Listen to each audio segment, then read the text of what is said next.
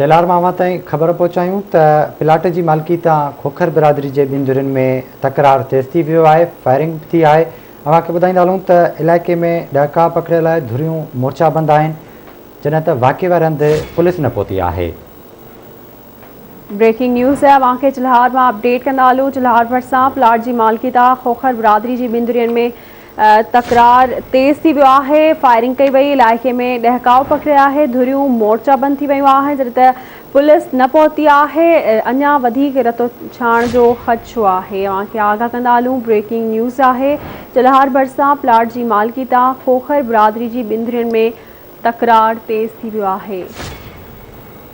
आगाह कयूं पिया अव्हांखे चेलार भरिसां प्लाट जी मालिकी तां खोखर बिरादरी जे ॿिनि धुरियुनि में तकरार तेज़ थी वियो आहे, फायरिंग बि कई वई आहे। इलाइक़े में फायरिंग सबबि ॾहका पकड़ियल आहे, धुरियूं मोर्चाबंदि थी वियूं आहिनि, पुलिस वाक़े वारे हंधि न पहुती आहे, वधीक रतो छाण जो ख़दशो आहे। तफ़सील मालूम कंदासीं चेलार मां साजिद नोड़ियो खां। साजिद, आगाह कजो, को जानी नुक़सान त न थियो आहे?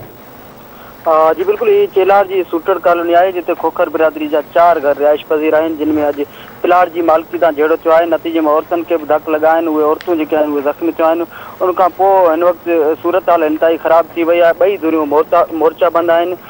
3 कलाक अॻु ॿिन्ही धुरियुनि में हिक ॿिए मथां फायरिंग पिणु कई हुई, जंहिं करे इलाइक़े में ॾहका पकड़ियल आहे। प्लाट जे पासे में प्राइमरी स्कूल पिणु आहे, उते शागिर्दनि में ख़ौफ़ हैरास फैलियल आहे। सॼे मामले बैदि पुलिस जेका आहे उहा सरज़मीन ते न पहुती आहे, जंहिं करे इलाइक़े वासियुनि जो जेको साह आहे उहो मुठ में आहे। धुरियूं हिन वक़्तु ॿई मोर्चाबंदि आहिनि। इलाइक़े वासियुनि SSP थरपारकर खां नोटिस वठी फौरन कार्रवाई करण जो मुतालबो कयो आहे। जी, महिरबानी साजिद अपडेट करण लाइ।